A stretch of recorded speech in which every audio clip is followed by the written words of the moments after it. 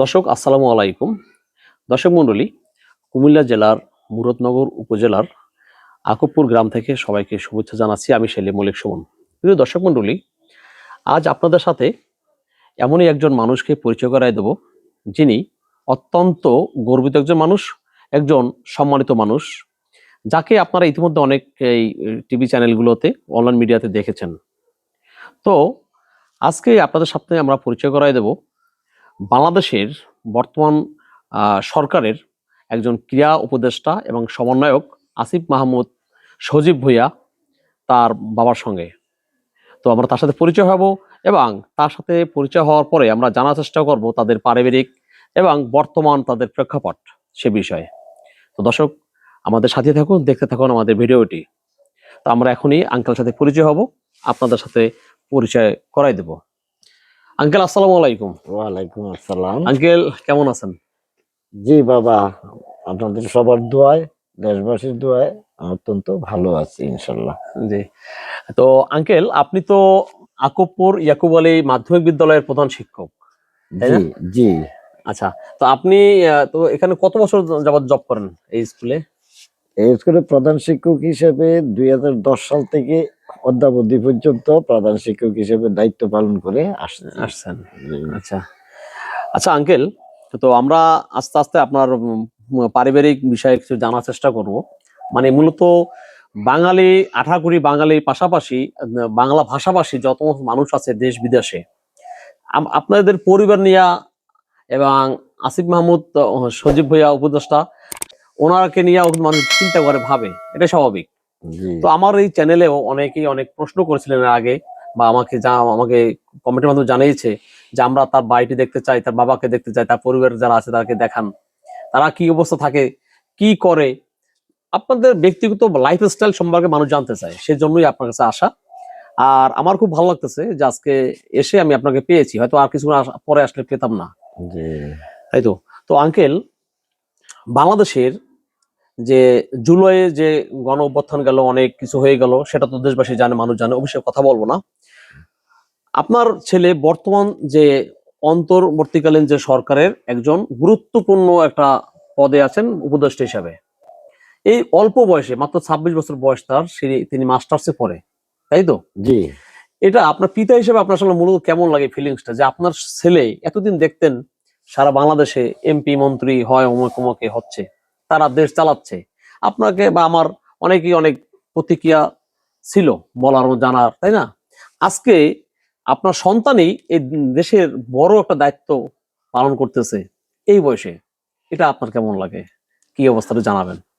জি uncle, এটা তো একমাত্র আল্লাহ তাআলার রহমতে জি এবং দেশবাসীর এবং আপনাদের সবার দোয়াই আজকে সে এই জায়গায় গিয়ে দাঁড়াইছে আর কি। জি তো এটা তো আমার কাছে এবং একজন পিতা হিসাবে আমার কাছে তো এটা অত্যন্ত আনন্দের বিষয়। জি তবে পাশাপাশি আমি এটাও বলবো যে আমার ছেলে যাতে দেশের যে একটা গুরুত্বপূর্ণ দায়িত্বে আছে, তো আপনারা সবাই জানেন যে স্থানীয় সরকার পল্লী উন্নয়ন ও সমাজ সেবা মন্ত্রণালয় এবং যুব ও ক্রীড়া ক্রীড়া মন্ত্রণালয়। মন্ত্রণালয়ের বর্তমানে দায়িত্ব পালন করে আসছেন। জি তো দেশবাসী বা দেশের জনতা সবাই মিলিতভাবে একটা আন্দোলনের মাধ্যমে একটা সরকারকে, একটা ফ্যাসিবাদী সরকারকে পতন করা এই হয়েছে। দেশ থেকে বিতাড়িত করে তারা যেহেতু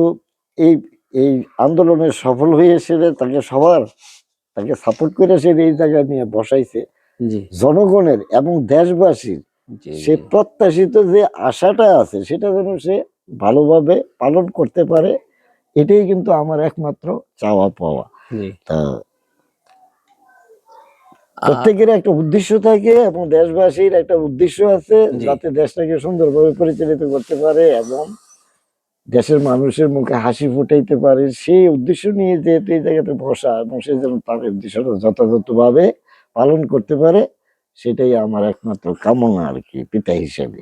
সেই হিসাবে কিন্তু একই দেখে আপনি এখনো আহ, মাধ্যমিক বিদ্যালয়ের একজন প্রধান শিক্ষক গ্রামে আছেন, এখানে আপনি যারা স্টুডেন্ট তাদেরকে শিক্ষা দিচ্ছেন এখনো, এবং সেখান থেকে আপনার আপনার সন্তান আজকে এই পর্যায়ে চলে আসলো। এখন এই যে গ্রামে বা বিভিন্ন এলাকা থেকে তো প্রতিনিয়ত মানে আপনার কাছে লোক আসে, তাই না, দেখার জন্য? আসে আসে অনেক আসে, চ্যানেল আসছে অনেক এবং চ্যানেল আসে, অনেক লোক আসতেছে যাইতেছে, মানে যাচ্ছে। হ্যাঁ। আর একটা বিষয় হচ্ছে আপনার একটু পারিবারিক বিষয় জানতে চাই। আপনার ছেলে মেয়ে মূলত কয়জন? আমার ছেলে একটাই, এই আসিফ ও, মাহমুদ, উনি একাই? একাই। মেয়ে বর্তমানে 3 জন। 3 জন? আরেকজন ছিল, জি। সে ক্লাস 8-এ যখন পড়ে তখন সে আবার কি একটা ওই রোগে আক্রান্ত হয়ে মারা যায়। আহারে। এখন বর্তমানে আছে 3 জন মেয়ে এবং আসিফ মাহমুদ ছেলে, একমাত্র ছেলে। তাহলে 4 জন আছে এখন। 4 জন আছে। আর মেয়েদের কি বিয়ে দিয়েছেন? হ্যাঁ, বড় মেয়ে তিতুমির কলেজ থেকে অনার্স মাস্টার্স কমপ্লিট করছে জি। অ্যাকাউন্টিং এ। জি। তা করার পরে এরপরে জি। ওই বড় মেয়েকে বিয়ে দিয়ে দিছি। বিয়ে হয়েছে প্রায় আজকে 8 থেকে 9 বছর, 8 বছর আগে। 8-9 বছর আগে। তো এই বিয়ের হওয়ার পরে আমার বড় মেয়ের জামাই কিন্তু আবার ইঞ্জিনিয়ার। আচ্ছা। তারা এখন সপরিবারে জাপানে আছে আজকে 8-9 বছর যাবত। ও আচ্ছা আচ্ছা, উনি জাপানে আছেন। হ্যাঁ, এরপরে হইলো আমার এই ছেলে আসিফ মাহমুদ। জি। তা আসিফ মাহমুদের সম্পর্কে তার বলার কোনো হ্যাঁ, আর বলার কিছু নাই, তবে আরেকটা বিষয় আপনারা ক্লিয়ার করবেন। অনেকে বলে উনি নাকি গ্রামে কখনো ছিলেন না বা ঢাকায় বড় হয়েছে, এই বিষয়টা ক্লিয়ার করবেন। না, প্রথমে আমি যখন আমার চাকরি জীবন শুরু হয় 1990 সালে, এটা 14 গ্রাম পায়ের খোলা হাই স্কুলে বিএসসি হিসাবে, বিসি টিচার হিসেবে? বিএসসি টিচার হিসাবে, এবং আচ্ছা। সেখানে প্রায় 19 বছর ছিলাম। 19 বছর? 19 বছর। তো ওখানেই কিন্তু আসিফ মাহমুদের জন্ম। ও তো আচ্ছা। এই পায়ের খোলা সরকারি প্রাথমিক বিদ্যালয়ে সে ক্লাস 5 পর্যন্ত লেখাপড়া করে। 5 পর্যন্ত? 5 পর্যন্ত। আচ্ছা। তারপরে এখানে 2010 সালে যখন আমরা আইসা পড়লাম এখানে, জি। হেডমাস্টার হিসেবে জয়েন করলাম, জি। তখন এখানে এসে ভর্তি করাইলাম। এখানে ক্লাস 8 পর্যন্ত লেখাপড়া ও, তাহলে এখানে আরো 3 বছর পড়াশোনা করছে? করছে। ও 8 আচ্ছা। পর্যন্ত লেখাপড়া করার পরে তাকে আমরা ওই আবার ঢাকাতে একটা এই হোসেন আলী উচ্চ বিদ্যালয় নাখালপাড়া, নাখালপাড়া, হ্যাঁ চিনি নাখালপাড়া ওইটা। ওখানে ভর্তি করাই দিছি, এবং সেইখান থেকে 9-10 এবং এসএসসি পাস করে। আচ্ছা আচ্ছা। এসএসসি পাস করার পরে সে এই যে আদমদী ক্যান্টনমেন্ট কলেজে ভর্তি হয়, হ্যাঁ, এবং সেইখান তো থেকে নাম করা ভালো একটা প্রতিষ্ঠান। ইন্টার পাস করে। তা ওই ইন্টার সময় কি ওনার ইয়ে ছিল কি এ প্লাস? আর্টসের থেকে ওনার কি গ্রেড পাইছিল কি তখন? গ্রেডটা ছিল ইয়াতে আর কি, এতে আছে এ গ্রেড, এ গ্রেড ছিল না? এ গ্রেড ছিল। আচ্ছা আচ্ছা। আর্টসের থেকে সাধারণত এ প্লাস পাওয়াটা তখন কঠিন ব্যাপার হ্যাঁ, ছিল, এখনো কঠিন এখনো ব্যাপার কঠিন। এটা। তো এ ছিল গ্রেডটা। তো ওখান থেকে আবার যখন নাকি আদমদী ক্যান্টনমেন্ট কলেজে লেখাপড়া করা অবস্থায় সে বিএনসিসি তে, বিএনসিসি? হ্যাঁ বিএনসিসি তে অংশগ্রহণ করে, এবং সেখান থেকে ওই গ্রুপ লিডারের দায়িত্ব পালন করে। মাশাআল্লাহ। তো এর পরবর্তীতে সে ঢাকা ইউনিভার্সিটিতে ইন্টারভিউ দেয়, এবং সেইখানে ভর্তির পরীক্ষায় ইন্টারভিউ দেয়, এবং সেখানে পাশ করে এবং ভর্তি হয়। সেখানে কোন সাবজেক্টে উনি পড়াশোনা করে ঢাকা ইউনিভার্সিটিতে? ঢাকা ঢাকা ইউনিভার্সিটিতে ভাষা বিজ্ঞান, ভাষা বিজ্ঞান নিয়ে পড়াশোনা ভাষা করছেন? বিজ্ঞান নিয়ে পড়াশোনা। আচ্ছা, এখন তো উনি মাস্টার্সে আছেন নাকি?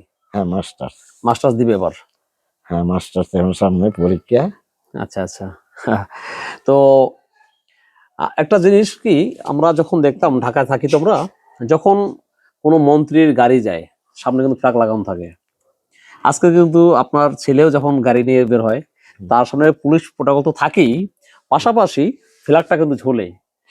মানে আমার আমার নিজের কাছেই গর্ব লাগে যে এই এতটুকু বয়স, আমাদের তো মোর জুনিয়র। হুম, আমি এসএসসি করছি 2003 সালে, হুম, আর এ তো করছে মনে হয় 13-14 সালে, তাই না? 15 সালে 15 সালে, তাহলে 15 সালে। আমাদের 12-13 বছরের জুনিয়র। এই বয়সে একটা ছেলে আজকে দেশের এত বড় একটা পর্যায়ে সে দায়িত্ব পালন করতেছে, মানে উপদেষ্টা মানে মন্ত্রী একই, একই তো একটা দুইটা মন্ত্রণালয় তিনি টেক কেয়ার করে, আর তার সামনে ফ্ল্যাগ উড়ে। মানে আসলে এটা কিন্তু ভাবতে গেলে না, গর্ব তো অবশ্যই, আমার নিজের কাছেও ভালো লাগে জিনিসটা। তো ওই দিক দিয়া একজন আপনি তো গর্বিত পিতা, এবং আপনার যারা মানে আরো সন্তানরা আছেন, যারা মেয়ে আছেন, এরা তো মনে হয় মেধাবী মোটামুটি নাকি? জি আমার ওই যে আসিফ মাহমুদের পরে হইলো আমার মেয়ে। জি ওই মেয়ে ইয়াতে আমার স্কুল থেকেই এ প্লাস পাইছে এসএসসি তে, তারপরে ভর্তি ভর্তি করাই দিয়েছিলাম ওই কুমিল্লা জি ভিক্টোরিয়া কলেজে ইন্টারে। তো ভিক্টোরিয়া কলেজ থেকে এই বছর এইচএসসি পরীক্ষা পাশ করছে, করার পর এখন আবার ওই বিশ্ববিদ্যালয়ে ভর্তি হওয়ার জন্য ঢাকাতে কোচিং করে। হুম, ঢাকায়। ঢাকায়। তো এরপরে সর্বশেষ মেয়ে যেটা, জি ওই মেয়েটা এখন আছে ইয়াতে আমরা ঢাকাতে, ঢাকা ইয়া কলেজে আর কি, আর মিশনারি কলেজে একটা আছে না, আমরা জানি কি ভুলে গেলাম মোটামুটি। আমার মাথায় ঠিক আসতেছে না। হ্যাঁ, তো ওখানে ওটা ভালো একটা কলেজে, তাহলে এটাও ইন্টারে এসএসসি তে আপনার এ প্লাস পাইছে। প্লাস। তো তো এখন ভালো অবস্থায় আছে মোটামুটি। আন্টি তো ঢাকায়, আপনার মেয়েরাও ঢাকায়। ওই ছোট মেয়ের কথাটা যেটা হোলি ক্রস, ও হোলি ক্রস, হোলি ক্রস। ঢাকা হোলি ক্রসে এখন আচ্ছা ইন্টার পড়তে। আঙ্কেল, তো আন্টি তো এখন ঢাকায়। আন্টি কি আসিফ মাহমুদের ভাইয়ের বাসায় থাকে এখন? হ্যাঁ, ওর বাসায় আচ্ছা, থাকে। আরেকটা বিষয় একটু ক্লিয়ার করবেন। এটা আমার প্রশ্ন এবং সাধারণ মানুষের প্রশ্ন। আসিফ মাহমুদ ভাই উনি তো এখন এখন দেশে একটা মন্ত্রী পর্যায়ের লোক, তাই না? এটা 2টা মন্ত্রণালয়ের দায়ভারে আছে তিনি। তো ওনার যে এখন থাকার ব্যবস্থাটা, এটা কি সরকার থেকে কি কোনো বাংলোতে বা কোনো কিছু বরাদ্দ, নাকি না নিজে পার্সোনাল থাকে? না পার্সোনাল না, সরকার থেকে বরাদ্দ। বরাদ্দ। এটা জি। কোথায়, ওনার বাসা কোথায় এখন, মানে কোথায় থাকে? এটা আছে হেয়ার রোডে বাসা, হ্যাঁ রোডে। হেয়ার রোডে। ও আচ্ছা। আর নাহিদ ইসলাম ভাই উনি তো থাকে বনশ্রী, উনি কি আলাদা থাকে সরকারি না, বাসায় এখন? ওই সরকারি বাসায় আছে সরকারি হেয়ার রোডে, সুযোগ সুবিধা এবং সবকিছুই। আসিফ মাহমুদ এবং নাহিদ জি। পাশাপাশি বাসায় থাকে, ও আচ্ছা আচ্ছা, থাকে পাশাপাশি। পাশাপাশি এরা বাসা। তো মনে হয় দুজন বন্ধু তারা। হ্যাঁ, যারা বন্ধু। আপনার সাথে কি নাহিদ ভাইয়ের পরিচয় আছে? আছে। আছে না? কথা হয়? হ্যাঁ, কথা হয়। উনি তো অত্যন্ত ভদ্র ছিলেন না? হুম, সবসময় অত্যন্ত কথায় বোঝা ভদ্র যায় ছিল। একবারে। ওনারও আবার কি, এরও আবার কিন্তু পিতা আবার টিচার, ও এর বাবা টিচার। এর বাবাও টিচার। মাশাআল্লাহ। আচ্ছা আঙ্কেল, আরেকটা বিষয় জানতে চাই। মানে এই সমস্ত প্রশ্ন করা ঠিক না, মানে নেগেটিভ না। আসিফ মাহমুদ ভাই তো মন্ত্রিত্ব দায়িত্ব পেয়েছেন প্রায় 4 মাসের কাছাকাছি, তাই না? জি। তো এই যে উনি তো একটা গভর্নমেন্ট থেকে ভাতা পান। হুম। তা আপনাকে কি কোনো এখন পর্যন্ত কোনো সরকারি টাকা পাওয়া, বেতন পাওয়ার পর আপনাকে কিছু টাকা দিয়েছে, না আপনার লাগে না? আসলে ঘটনাটা কি একটু না, বলবেন? আমার তো বিশেষ করে আমি চাকরি করতেছি, আমি 50 থেকে 50,000 টাকা বেতন পাই। আচ্ছা তো যেহেতু আমার ফ্যামিলি